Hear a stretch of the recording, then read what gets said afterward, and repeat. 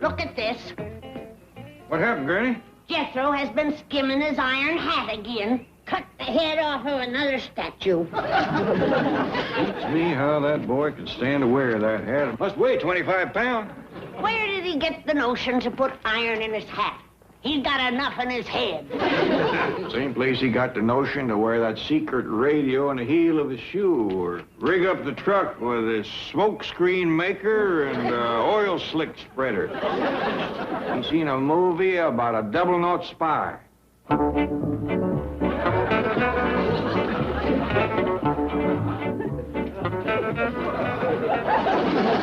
Phew. Rascal sure presses on a feller's brain. Hi, Granny. I like my spy coat. Doggone my secret radio. Every time I step down on it, the blasted thing commences playing. Why don't you take the darn fool thing out of your shoe? Hey, that sounds like a pretty good idea. It does make it hard to shadow other spies. Let's see. Where's a good place for it? Well, why don't you put it in your hat? Yeah. Now, I'll tell you another thing you can do, Double Knot. What's that? You can stop skimming that iron hat.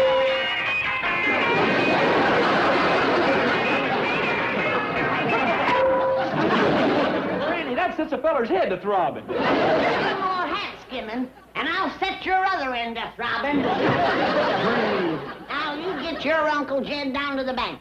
Ain't you coming? No, I ain't. Ellie Mae's going to be crowned queen of the banker's ball. Get her picture took. She can get her picture took without me. Well, I don't care nothing about it neither. I got a date to do some double-knot spying with Miss Slocum. Who's Miss Slocum? Well, she's the girl Ellie beat in the beauty contest. She works down to Mr. Cushing's bank. Well, you get your Uncle Jed down to Mr. Drysdale's bank. And don't eject them into no tree while doing it. Yes, sir. Howdy. Howdy, Paul. How do you like my queen get-up? Ain't that pretty? Mr. Clampett, you're just in time to have your picture taken with the queen of the banker's ball. Oh, no, thank you. I'd like to get one, Mr. Clampett. Come on, Paul. Well, if you sure it won't bust your camera. That's it. Very nice. Now, on the count of 3. 1, 2... That's it. What happened at 3?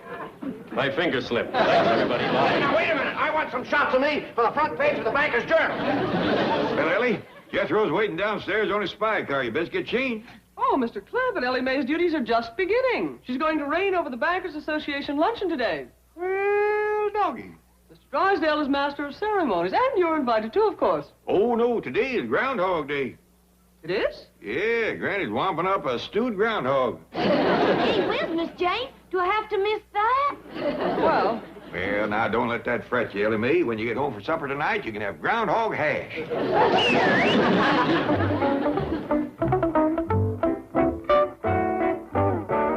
We were robbed, Miss Slocum. You should have won that beauty contest. But, Mr. Cushing, Ellie Mae Clampett is... Ellie Mae Clampett. She doesn't even work in Drysdale's bank. Her father just keeps his $45 million there. And what is more, you are 10 times prettier than she is.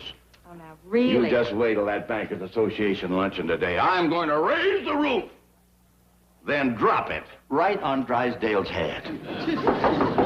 What is it?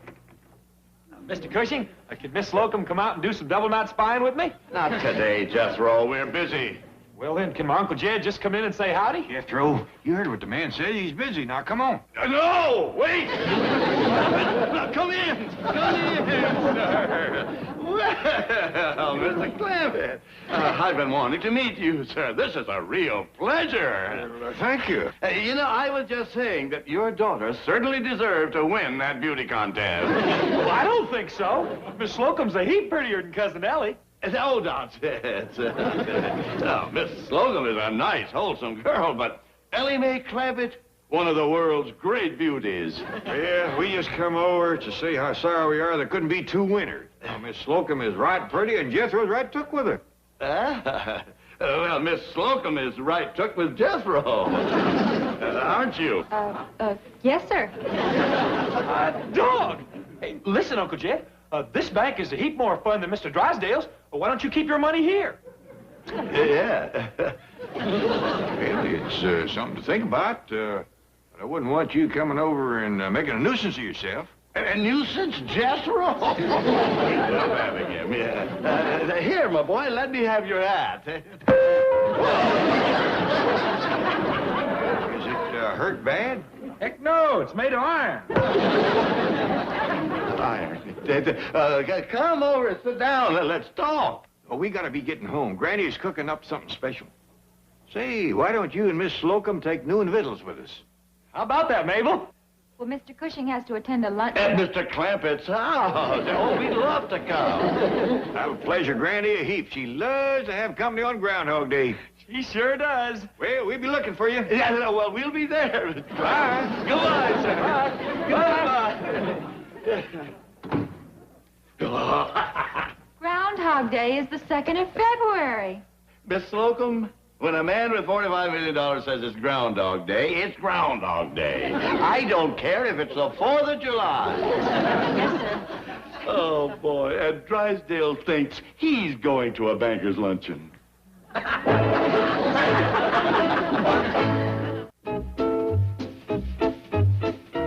And now, ladies and gentlemen, I have the honor to present our beautiful queen, Her Royal Highness, Miss Ellie Mae Clampett.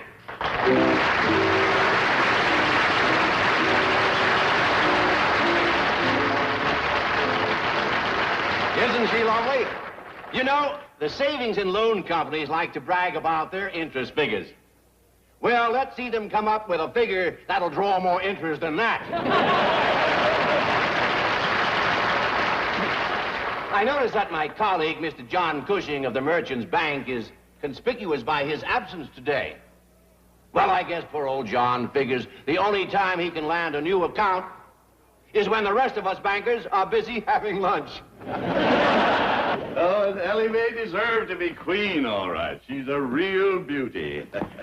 And now that I have met you, I see where she got it. Oh, Mr. Cushing. No, it's true. Well, now, which would you rather do, wash or dry? Oh, no, your company, you ain't gonna hip with the dishes. I'd like to. Oh, nothing doing. You probably get enough of that at home, helping your wife. Oh, I haven't got a wife. What was that? I have no wife. I've never married. What would you rather do, wash or dry? Granny, you ain't fixing to let Mr. Cushing wash the dishes, are you? Oh, I don't mind. It's all right, Jed. Well, ain't nothing of the kind. Mr. Cushing is company. It's all right, Jed. Oh, I'll help with the dishes. Besides, Mr. Cushing got a bank to tend to. It's all right, Jed. You wouldn't want to be responsible for Mr. Cushing neglecting his bank, would you? It's all right, Jed. I assure you, sir, I am not neglecting my bank. See, Mr. Cushing don't get a chance to wash dishes at home. He ain't married. He ain't got no wife. He's single. Well, I just remembered something that needs doing outside. Mr. Clampett, you know, it would please me very much if you and your lovely family would be my guests for dinner tonight. Well, that's very nice of you, but Granny is figuring on wamping up some special hash at Ellie's Well, now, couldn't the hash wait, Granny? Well, that's strictly up to Jed. Mr. Clampett, may I take your family out to dinner tonight? Well, And it's all settled. What time? How about 7 o'clock? Dandy! Yeah, I got a few yachts. Yeah. That's a show business expression, Fred. Fellas like Hope and Benny and myself say that when we get big laughs. Come in. I came by to pay off our bet, but your secretary's gone. Oh, yeah, she's out driving the queen around. Talk to you later, Fred. The loser just walked in. Well, John, we certainly miss you at the luncheon today. Your office said you're out working on a new account. That's right. Oh, I made a few jokes about it at the luncheon, but in all sincerity, good luck. I hope you'll land it. Well, thank you, Milburn. I'm going to do my best. here's your check.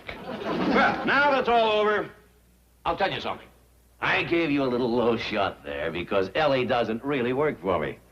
But you know the saying, all's fair in love, war, and banking. I never heard that. Who said it?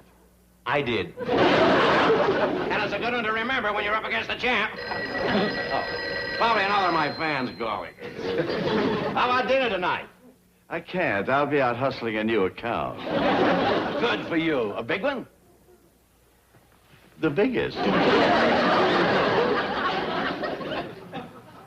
Nah, it couldn't be. Oh, Harry. Oh, yes, I got a few yachts. Yacht, that's a show business expression, Harry. Fellas like Red Skelton and myself say that when we get big laughs. Well, Jed, what about it? You gonna put your money in Mr. Cushing's bank? I'm studying on it, Granny. What's they to study on? Well, I can't just take my money out of Mr. Drysdale's bank without a good reason. I'll give you plenty of reasons. Has Mr. Drysdale ever took us out like Mr. Cushing done last night? Has Mr. Drysdale ever brung me a orchid? Has Mr. Drysdale ever danced with me like Mr. Cushing done? Well, no, Granny, but Mr. Drysdale's got a wife. Mr. Cushing's a single man. There's the best reason of all. Looky who's here to see you. Good morning. Good morning. I hope you'll forgive my barging in like this, Mr. Clampett. Well, no, glad to see you. Sit down. No. I just happened to see these American beauties in the florist's window. And they reminded me of the roses in your cheeks. Oh, Mr. Cushing. John. Mr. Cushing brung me a box of candy. I'm going to share it with Cousin Bessie. Cousin Bessie? Well, I'm sorry I didn't know about Cousin Bessie. She could have joined us for dinner last evening. Well, her table manners ain't too good yet. Yes, she keeps picking up the fork with her feet. Yes, well, I'd better be getting back to my bank.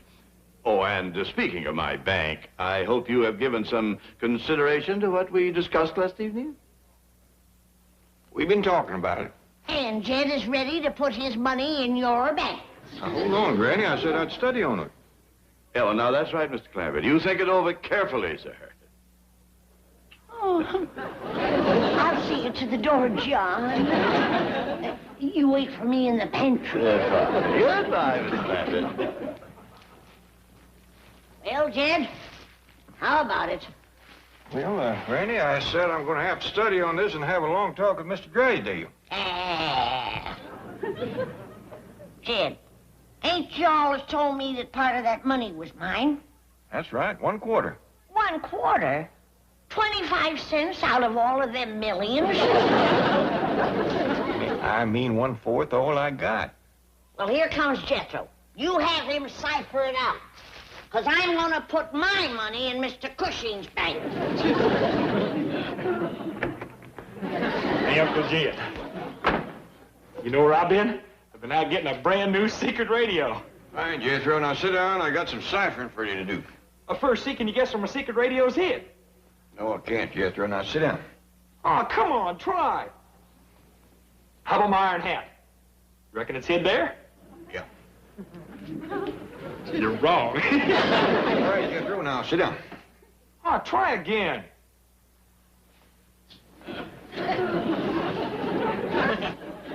It's in your pocket. Which one? One with your hand in it. Wrong again. You give up? Yeah, Jethro. Now sit down and get the cipher. Look at here. It's what you call a secret wrist radio. Jethro got my ciphering done? Not yet, Granny. Jethro, sit down and get a pencil and paper. Ain't that the double knot end? I bet you I'm the only spy in the whole world that's got a radio like this.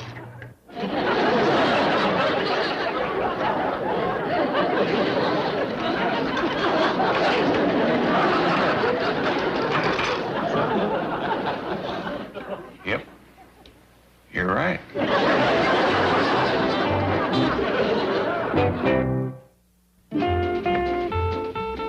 Out of my way. Out of my way. Where are you going? I'm going Mr. Drysdale's bank to get my money. Now stand clear. Jethro ain't gonna like you driving his spy car. What Jethro don't like, he can lump.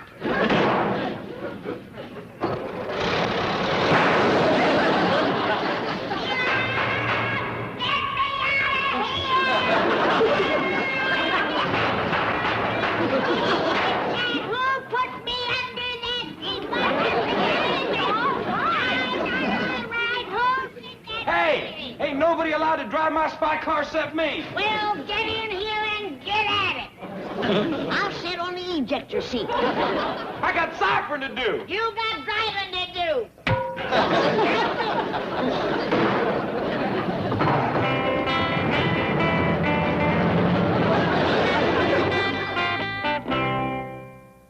You want what?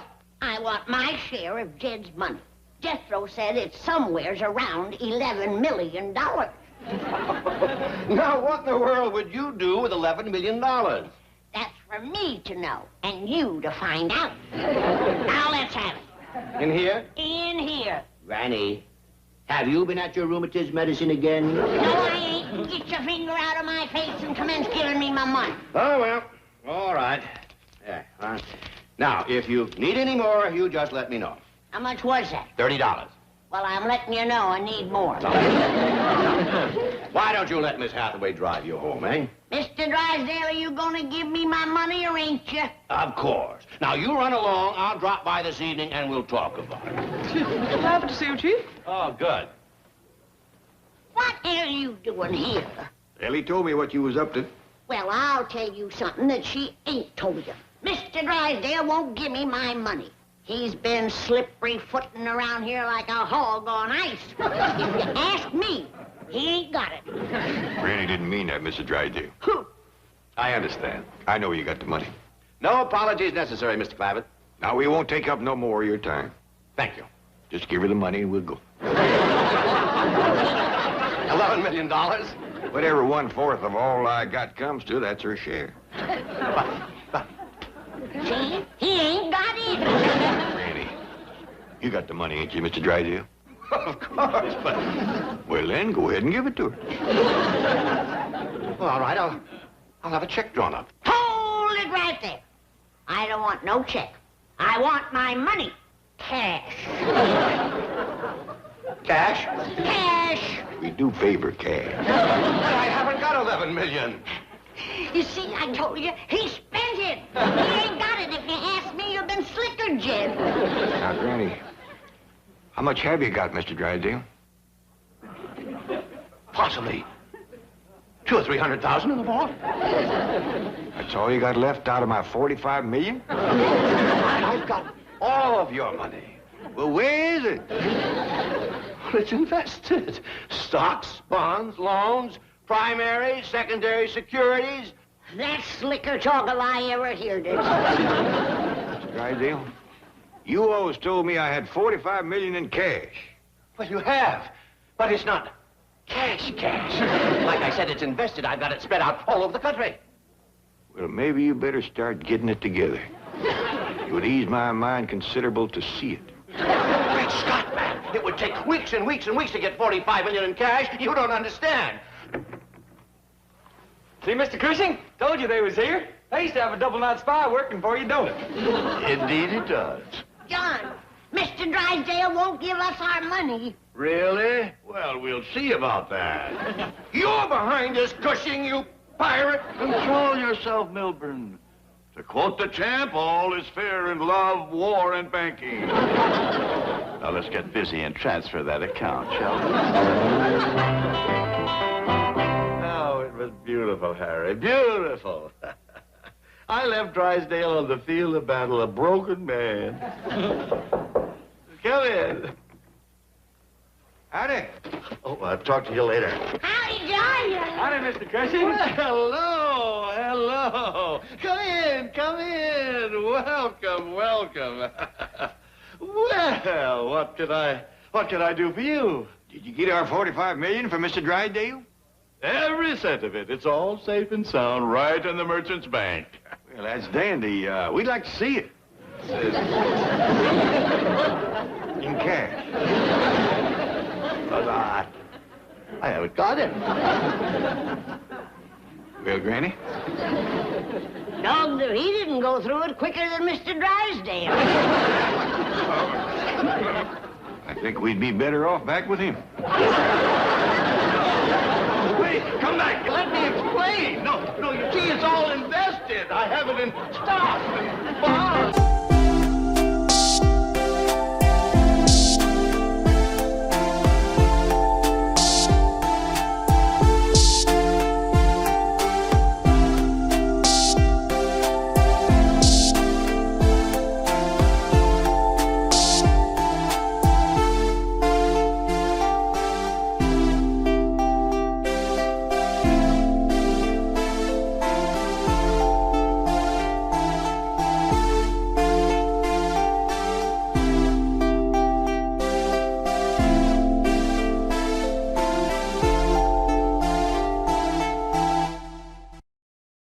The phone book for where to join up to be a double knot spy and plumb forgot. You mean you ain't joined yet?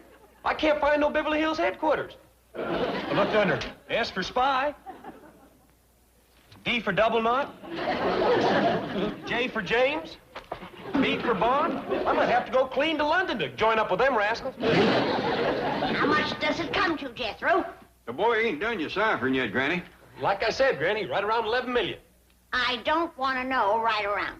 I want to know to the penny my share of Jed's money. Then I can take it out of that fancy city bank and put it where it's safe. In my mattress.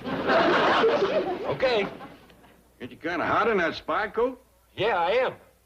I reckon it's all right to take it off in front of you and Granny. I'm pretty sure you two ain't a couple of secret agents. I ain't. How about you, Granny? Yeah, take off your spy coat and come in ciphering. What in blue blazes is all this? Well, this is what you call tools of the spy trade. This double knot's got to be ready for anything.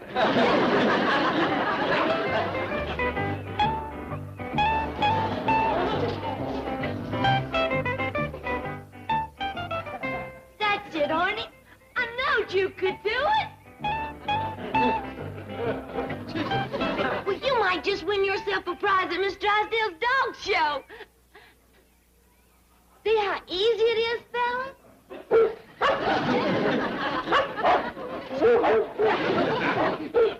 Arnie's gonna get his reward. Have yourself anything you want. Arnie, I don't hardly think you can eat a whole ham hock. Fellas, whoever walks the rope next can share with Arnie.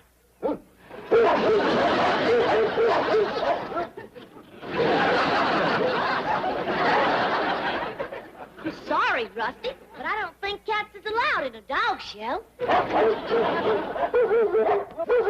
What's going on, Ellie? I'm learning my dog some tricks, and Rusty's kind of jealous. Learn him some, too. It's for a dog show, Paul. Miss Drysdale's giving it. Here's her picture in the paper. What's this? That's a prize for the best dog in the show. You sure could get the prize for the most dogs in the show. They can all do tricks, too. Except old Duke over yonder. He won't do nothing. Will you, Duke? Old Duke's done it all, Ellie. At his age, he just wants to remember it. Anybody see my iron hat? Hey, who tied them ropes to my spy car? Well, I did. And yonder's your iron hat. Them dogs drinking out of my spy hat? Hey, you're gonna arrest it. Well, gee whiz, Jethro. Eating all them ham hocks made him thirsty. Where'd you get the ham hock? Well, that big basket on the truck. It was full of 'em. That's my survival kit.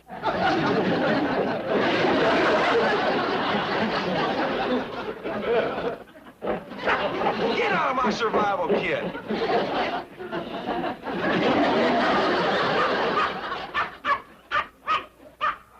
Oh, come on, get out of there. Take it easy, Jethro. Oh, Uncle Jed, I bet your old double knot 7 wooden hose still for a bunch of dogs and apes are climbing all over his spy car and eating up his survival kit. Where you going, boy? I'm gonna go find spy headquarters. I don't care if I have to drive clean to London. Hey, Jethro, wait a minute. Don't forget your iron hat. Well, you'd like for me to slap this on my head with water in, wouldn't you, huh? Well, I'm too smart. You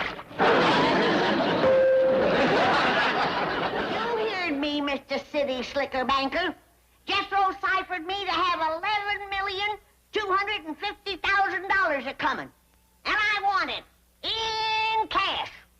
But, Granny, I explained to you yesterday how the bank has invested your money. And you said you'd sleep on it. That's just what I'm going to do. Stuff it in my mattress and sleep on it. Now, Mr. Drysdale, I don't want no more slippery talk out of you. You have my money ready when me and Jethro get there. Jethro's going, Granny. Then I'll walk. Granny, listen. Don't do that. I'll send my limousine for you. And please bring Mr. Clampett along. All right, but make it snappy. He's sending his limousine first.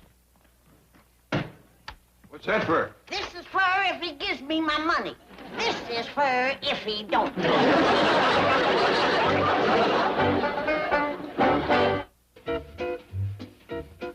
Did you send my limousine for the Clampetts? As per your orders, Chief. How am I going to explain the complexities of modern-day investment banking to a couple of hillbillies? I barely understand it myself. Fear not. I have marshaled an array of experts to aid us in that formidable task. Oh, good. Bring them in. Their words are to be found in these volumes on economics and finance. Here's an old friend from college days. An analysis of the ethics and principles of diversified investment banking procedure by R.E. Rowton. And here is a brilliant treatise by the well-known Swiss banking authority. Are you out of your Phi Beta Kappa skull? The Clampetts don't understand the simplest facts about money. Granny thinks she can put $11 million in a shopping bag. She wants to take it home and stuff it in her mattress. $11 million in cash? In small bills, yet. Why, $11 million would fill this room. Even $1 million would... Chief, there's a thought. Let's show Granny what $1 million in cash actually looks like. Just the sheer bulk of it will discourage her. It's worth a try. The Federal Reserve will let us have $1 million on credit. Now, you get over there and make all the arrangements and have them send it in small bills. Right away. And cheer up, Chief. I might as well. Things can't get any worse. Milburn, I want to talk to you. I was wrong. They just did. Where is the limousine? Greetings, Mrs. Drysdale.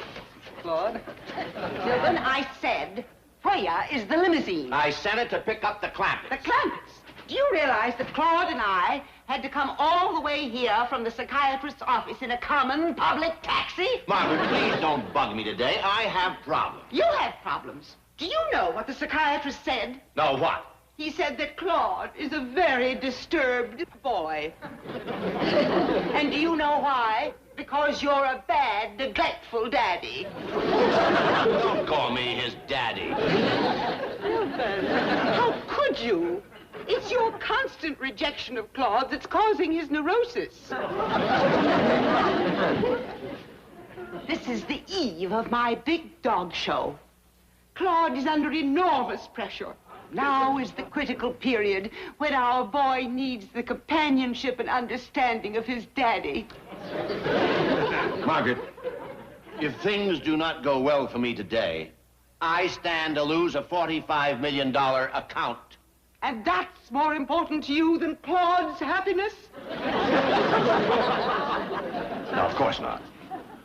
I lost my head for a moment. That's better. Take him to the club with you. Play ball with him. Be a buddy. Let him know that he has a daddy who cares. I have a better idea. What? Get that four-legged, flea-bitten, psychoneurotic mutt out of here. Darling, Daddykins didn't mean it. Oh, yes, Daddykins did. Come, dear. We'll go to the pharmacy and get your tranquilizer prescription refilled. If Claude turns into a delinquent and starts roaming the streets with unregistered breeds, it will be your fault. I don't care if he goes to the park and mugs pigeons. There are no bad doggies, only bad parents. Get out of here and stay out of here. Both of you.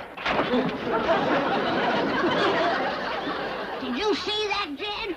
I did for a fact. Appears like we ain't welcome. No, wait! I didn't mean you! I love you!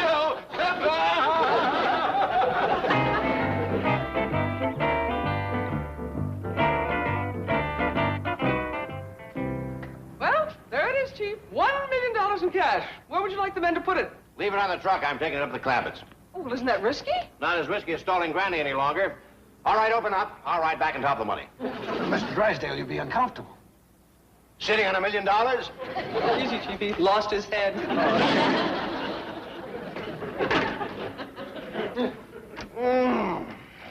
And people rave about that new car smell. Chief, I worry about your riding in that armored truck. So suppose it's held up, you'll be shot. Can you think of a better way to go?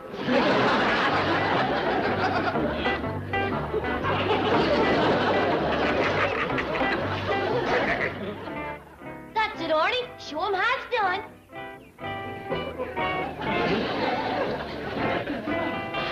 That's it, Arnie. Now, you fellas think you could do that?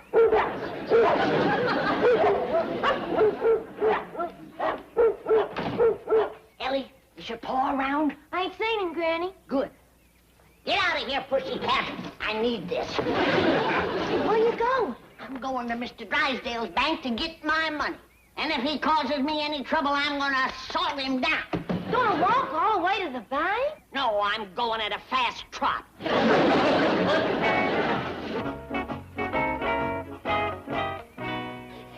On top of my money, all of your green. On top of my money, oh. Mr. Drysdale, we're here. Oh, darn. You know, young fella, I've ridden a lot of cars, finest in the world, but I've never enjoyed a ride as much as this one. Good. In fact, why don't we take a run around the block before we unload, huh? Is that you, Drysdale? Yeah. Hi, Granny, I've got something for you. I got something for you, too. Hey, that looks like a shotgun she's picking up. Yeah, it does, doesn't it? I think I'll get inside. Come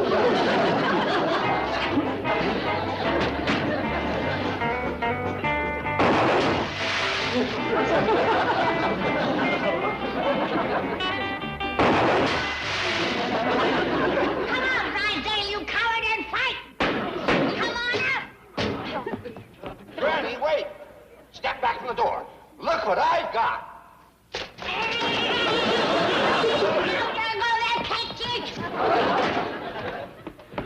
What's all the commotion? Drysdale's holed up in that tin wagon throwing stuff at me again. You in there, Mr. Drysdale? That all depends. Is Granny out there? No, she's going in.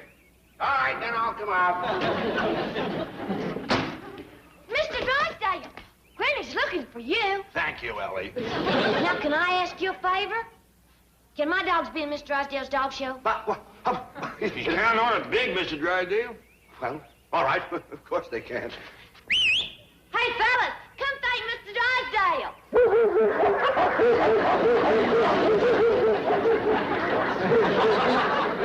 I fetched a can opener. Won't be needing either of these, Granny. Yonder he is. He's at it again. I get stuff thrown at me, and the dogs get kissed.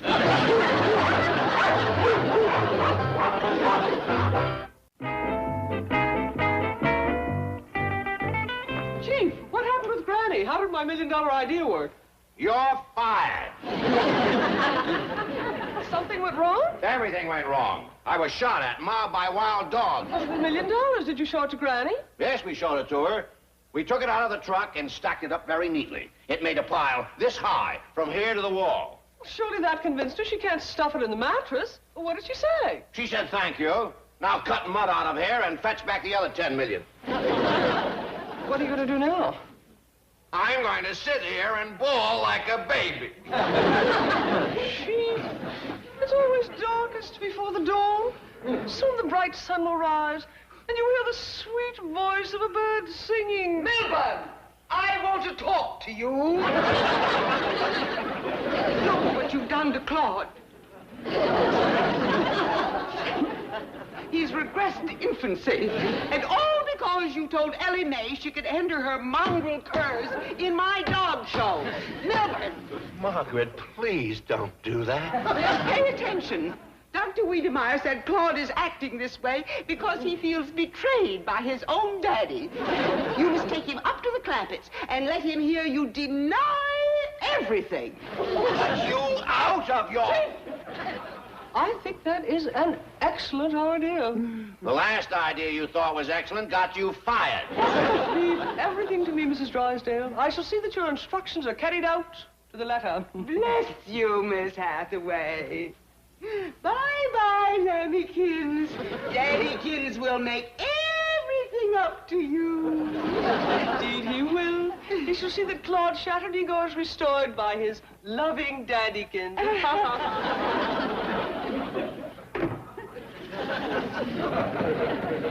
You're not only fired, I'm going to have you committed as dangerous.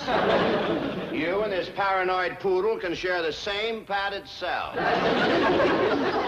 Hold your fire, Chief. Claude here may hold the key to peace with Granny.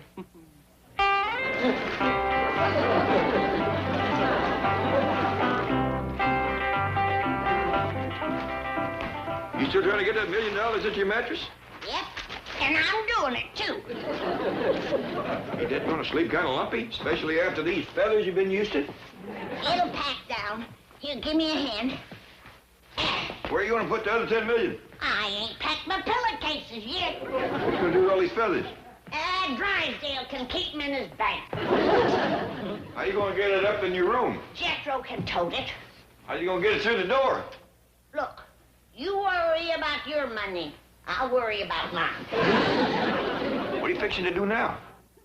I'm fixing to get the lumps out of my mattress.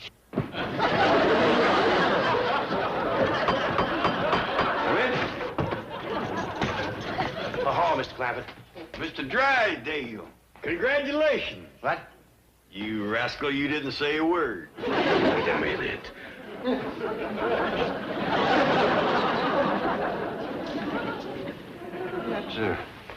That's a dog in there. Yes, that's my wife's poodle. He's very sick, and we need Granny's help. Oh, indeed we do. Granny, got a sick dog over here. Well, I got $1 million over here. You're looking for a trade, forget it.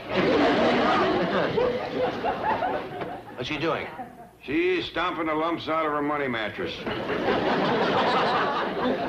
Granny, surely you won't refuse help to a creature in distress. You're a doctor. I ain't no dog doctor. That's the truth. Granny don't know nothing about doctoring dogs. Who don't? Fetch that critter over here.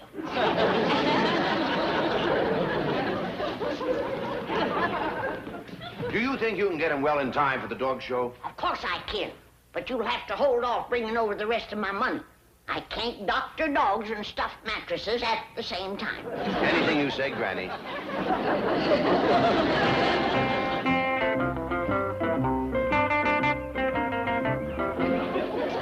See how easy it is, Claude? Now come on, you try. That's it. Now stay. By doggy, Granny sure got old Claude on his feet in a hurry, didn't she? Yeah, but Paul, he hadn't ought to be in the dog show. Why not? He ain't got a chance to win. He can't do one single trick. Dickens, you say? It ain't time to learn him. He's awful dumb. He don't look too bright, does he?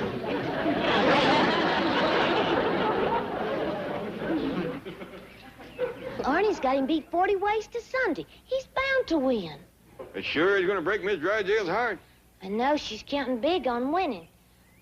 I wish little Arnie was a poodle. What you mean? Well, I'd tell the folks over to the dog show that he belonged to Miss Drysdale.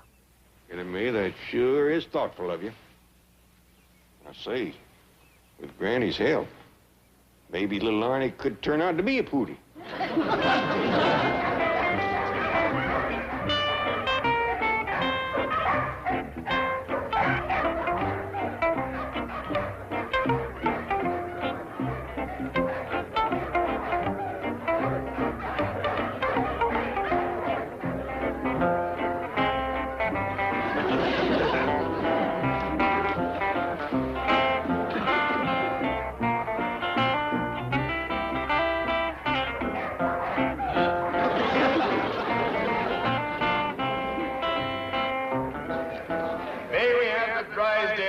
Next, please. Will the handler bring Prince Claude of Burgundy to the judge's stand, please? Milford, aren't you thrilled? You bet I am. Granny's million's back in the vault. I mean, it's called Claude. Now pay attention, like a proud daddy. Come on, little Arnie. I mean, Prince Claude.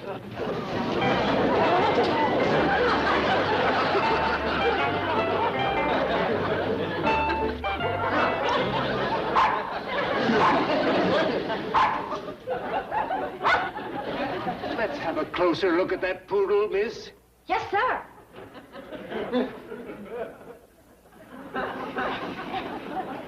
Do a trick for him, Prince Claude. Sit.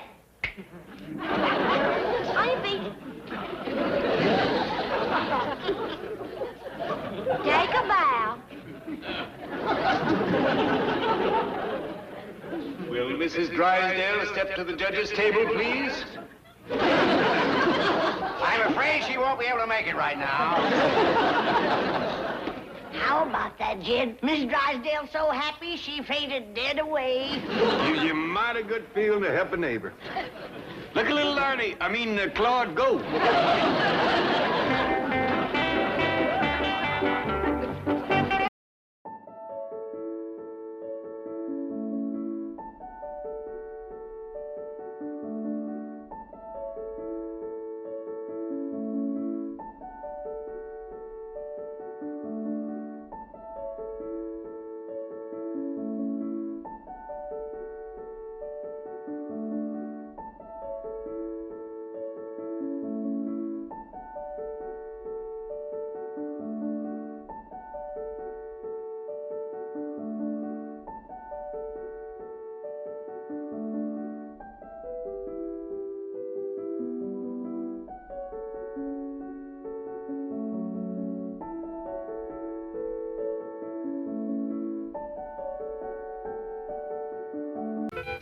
Morning, Miss Hathaway. I don't want to be disturbed. But Chief, more oil has been discovered on the Clampett place. What was that? More oil in the Clampett place? Yes, this telegram is from Mr. Brewster of the OK Oil Company. He says they're... New pool.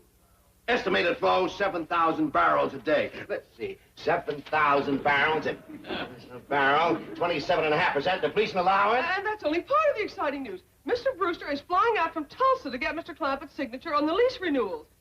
Meantime, his fiancée is flying out from New York. They're going to meet here and get married.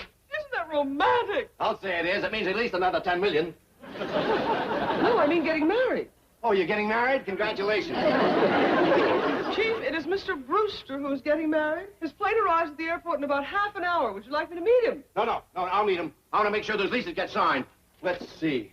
10 million, loaned out at 8%.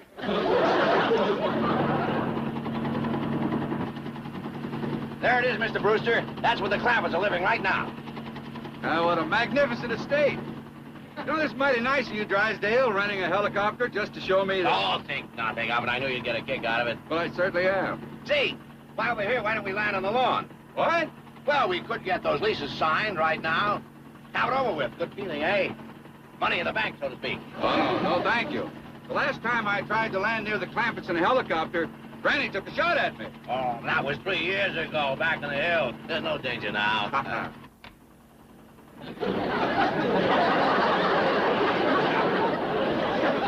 Hey, Granny, take it easy. The last time you cut loose at one of them, it was that Brewster feller coming to buy Uncle Jed's oil. Yeah, if you would have hit him, you wouldn't be living out here in this fancy mansion. That's right. You'd still be back in that poor little old cabin, shooing pigs and chickens out the door.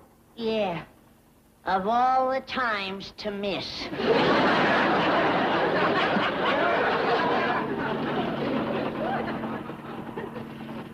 All right, Violet, you can circle the place again.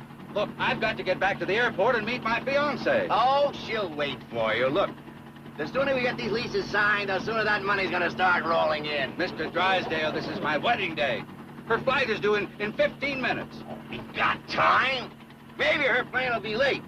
Maybe something happened to it. You know, like headwinds or fog or something like that. All right, head back to the airport.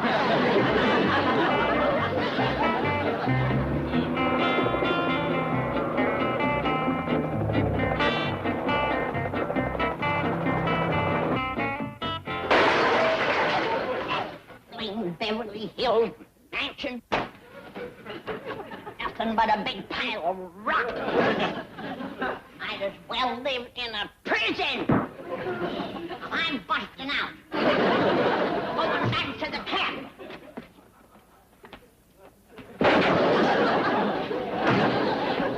And don't you try to stop me. Oh, ma'am.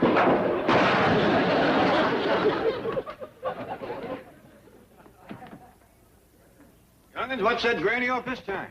One of them whirlybirds come over and made her mad. You gotta think about the time one flew over the place back home. Now she's homesick for the cabin again. Well, we can fix that. You mean we's going home? Well, you don't have to. We still got that cabin Mr. Drysdale put up for Granny's birthday. Hey, that's right. It's all took apart, but it wouldn't take no time to throw it together again. Well, Bessie and me'll help. Come on, youngins, let's get that up before she tears this one down.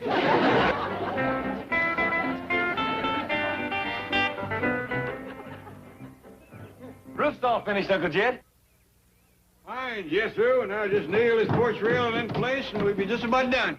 By dingies, it went up faster than a barn racing. Did for a fact, Granny. Anything missing? Let's see. Oh, my jug. Well, Bessie can fetch it. No, Ellie, I'd best do it. That little monkey gets one taste of Granny's corn, we'll never get her back on bananas.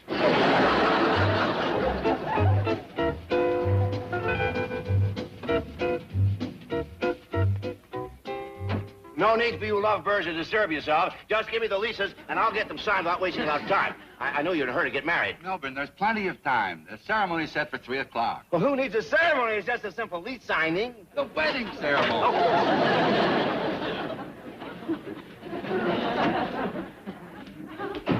I'm very anxious to meet the Clampetts. John has told me of their transformation from backwoods hillbillies to Beverly Hills multimillionaires. I'm only sorry you couldn't have seen them the way they looked 3 years ago back in those hills.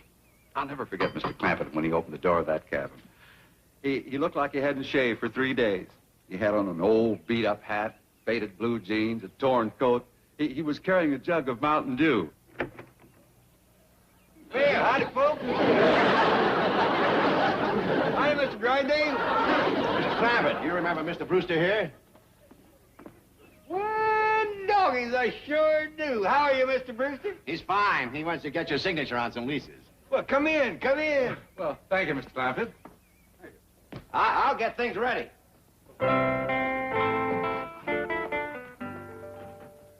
Mr. Clampett, may I present my fiancée, Miss Edith Williams? Yeah, howdy, ma'am. How do you do, Mr. Clampett? Yes, we're getting married this afternoon. Well, congratulations. Thank you. Edith is giving up a very successful career to become my wife. She's a famous New York decorator. Well, I ain't never seen New York, but if you decorate it, I'll bet you it's mighty pretty. Well, she decorates homes. Yes, and yours is certainly magnificent. May we see more of it? Oh, you bet you can. The rest of the family's out back. You'll see most of it on the way. Good. Now, Mr. Clampett, if you'll just put your signature where I've made these little marks. The sooner these leases are signed, the sooner my money, your money, will start rolling.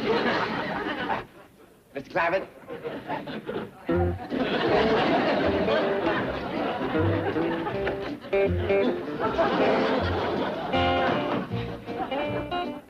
Mr. Clampett? Mr. Clampett?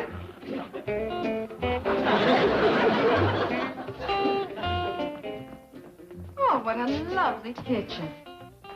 Come take a look out back. Thank you. We'd love to.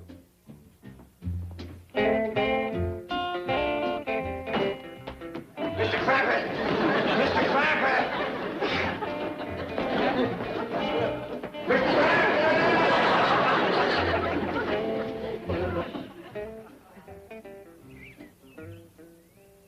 Well, I wish you'd look at this. Darling, this is exactly like their little cabin back in the hills. Oh, what a charming idea. Come on in and meet the rest of the family. We'll set a spell and visit. Well, what happened to Mr. Drysdale? Oh, who knows? He's been hounding me all day to get those leases signed. Now that there's a perfect opportunity, he's asleep at the switch.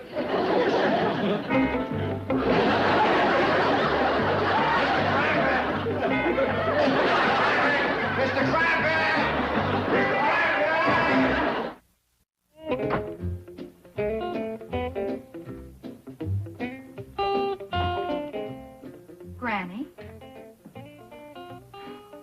These are perfectly marvelous antiques. Would you consider selling me this spinning wheel and churn? Well, they's the only ones I got. But you can use them. It's good to see a young bride these days that likes to spin and churn. Anything else I can do for you, Granny? Yes, boy, you can take the truck and go get me some nice fat pigs. Yes, ma'am. I miss having pigs around the place. Don't you? I don't really... I never... What is it? Well, you like pigs, don't you? Well, yes. Yes, of course. They're charming. Well, some is and some ain't. Come join us, darling. Here. Mr. Clampetts been telling me how he spent his honeymoon in a cabin just like this one. Really? Oh, how charming and romantic. Yes, ma'am, it was. Yes, Edith and I envy you that honeymoon, Mr. Clampett. So simple, so uncomplicated. Now, you take our honeymoon plans. Everything is on a split-second schedule. The plane to Las Vegas, the wedding, the reception, the plane ride back, the hotel reservations tonight. Oh, dear, that reminds me. Did you arrange for a photographer? Oh, got it completely. There, you see, already it's too complicated for me to handle. Seems a shame to clutter up a honeymoon with a lot of worries like that. All we had to worry about was what time the chivalry started. What? Chivalry. It's custom in certain rural areas, darling, where the friends and neighbors of the newlyweds get together and serenade them by shooting off guns, beating on pots and pans, blowing on horns, yelling. In the middle of the night. You're joking. No, then everybody come in, had victual, passed a jug around. A heap of fun. Once the first skier wore off. Yes, it sounds like lots of fun. Well, that's just another one of the simple pleasures we'll have to miss, Mr. Clampett. Speaking of missing things, dear, there's the plane to Las Vegas. Oh, hey, I forgot that completely. We haven't even got the oil lease signed yet. Come on, Mr. Clampett, let's find Drysdale. Goodbye, Granny. Bye, Granny. Goodbye and happy honeymoon. Thank you. I'll see you two in half a minute. Right. Granny, we could make their honeymoon the happiest they ever was. I bet you're thinking of the same thing I am. Let them stay here in the cabin? That's it. It seems a shame after they took on over this place to make them go to the hotel. But, Jim, it should be a surprise. Now, how can we get them to come back here? Well, I think I can handle that, Granny. Her name is Eleanor. Ain't she pretty? Lovely. Here, you can hold her. Here. I'll go catch another one for you.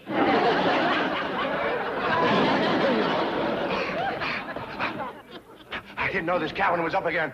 Oh, I bet I went through that house 40 times looking for you. Well, you like chickens, do you, Mr. Brewster? Oh, yes, indeed. Mr. Clampett, we just have time to get your signature on these oil leases before we rush this happy couple to the airport. Well, I'm going to have to study on these, Mr. Drysdale. Oh, we might miss our plane. Don't forget that split-second schedule I told you about. Well, you go right ahead, fly up there, get the knot tied. We take care of these when you get back. Come on, get these folks on that airplane. Leave everything else to us. Milburn, I think we'd better do as Mr. Clampett wishes. Come along, dear. Bye. Bye-bye. Bye, Granny. Bye-bye. Bye. Shucks, I'm too late. Miss Edith wanted a chick in the hole. You hear that, Granny? She's fond of them, too. You know what else she likes? What? Spinning, churning, and pigs. Doggies. They is going to have the happiest honeymoon two city folks ever dreamed of. How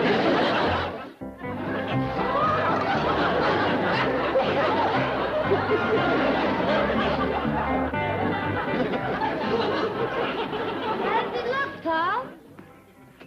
Beautiful. Just beautiful. Can't you just picture them sitting up there on that bench? I can for a fact, Granny. He's going to be the proudest, happiest pair of newlyweds that ever said I do. Let's go, Uncle Jim. What you got there? Well, you said to fetch along a bag of rice. Put it down. But you said to... Put it down. Well, gee whiz, I done just what you told me. If there ain't enough, say so. I'll go fetch another bag. Get on the truck. We're going to be late. We'll have the cabin all ready when you get back. Fine and dandy. Better roll, boy.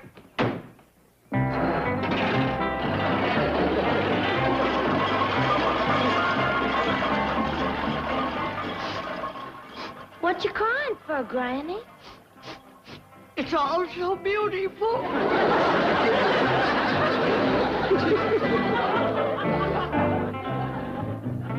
Hey, the house is out! Get back to the cabin if you want to spoil the honeymoon!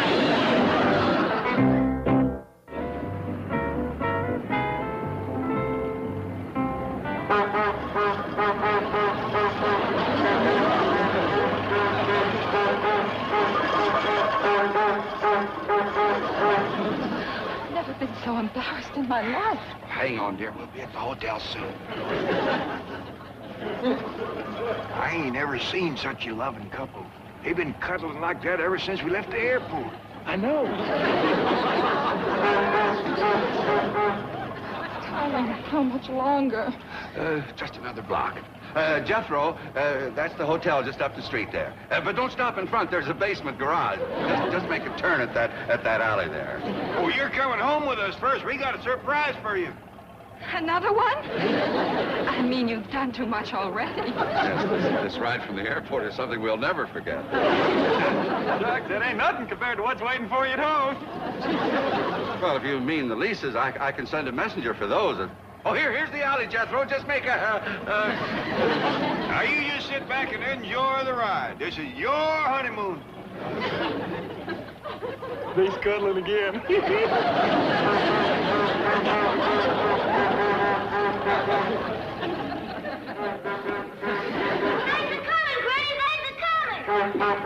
Here's your rice.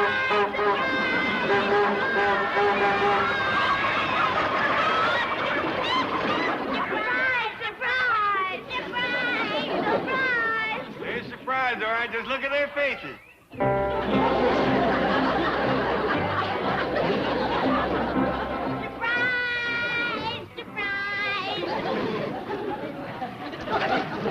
John, surely they don't expect us to stay here. No, honey. This is just a little reception. Oh. Well, folks, this is a wonderful surprise. You made Mrs. Brewster and me very happy. Yes, it's so kind of you. Up here. Oh, my honey, you look just beautiful. Sure did. Thank you. Yes, isn't she the loveliest, the most beautiful thing you ever... John, Huh? John, that's our luggage. Oh, no, Mr. Clampett. Don't carry those inside. Now, Mr. Brewster, you forget these. You got something else to carry inside. Wait here, dear. I'll straighten this out. Mr. Clampett.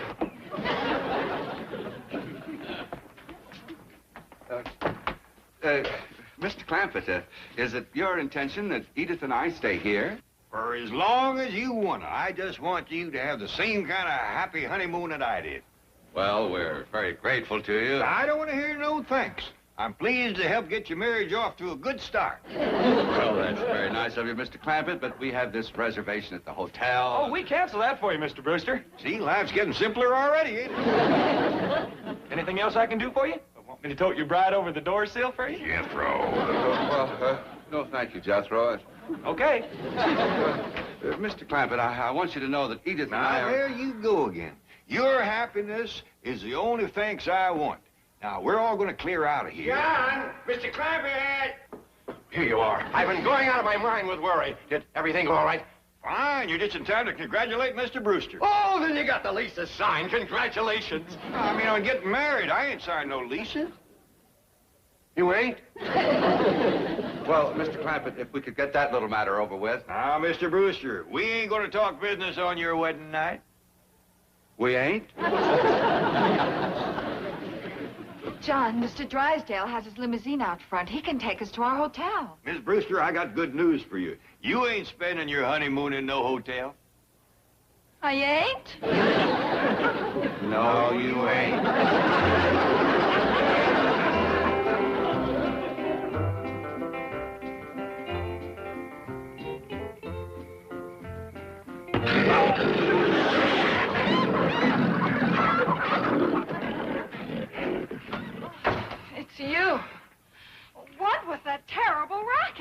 afraid I stepped on one of our wedding presents. Now, John, listen to me. You're my husband, and I love you. And I know how important those oil leases are to you. But I am not spending my wedding night in this animal shelter. Please, listen, I've solved everything. Oh, you have? Yes, I've been out scouting around. The Drysdale home is through their heads just beyond the swimming pool. We'll slip over there, call a taxi, and go down to the hotel. Oh, John, you're wonderful. Of course, I'll have to do a little explaining in the morning, but I'll worry about that tomorrow. I'll go change. Just throw on a coat and grab one bag. Yes, dear. Hurry now.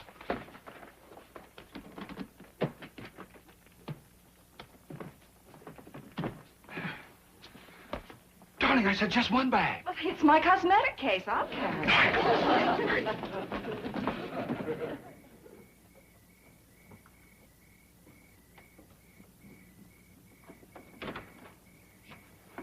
Don't step on any livestock. Darling, it's so dark. Shouldn't we take a lantern or something? No, the Clampetts might see us if we did that. You just hang on to me, dear. Now, come on, let's go.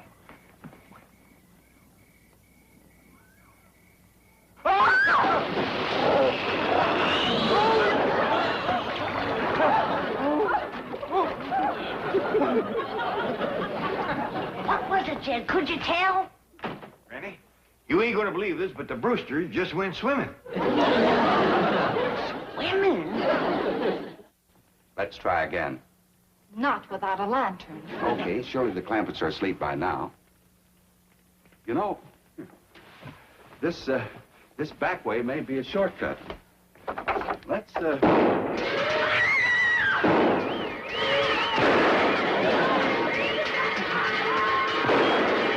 Wait there, it's only a Chevrolet. Look out! Look out, you're going to the pool! All right, everybody. I think I just heard him yell something about going in the pool. Yep, there they go again. Crazy city folks. What do we do now, Paul? Well, the way I look at it, it's their honeymoon. They want to spend it swimming, that's their business. Let's go to bed.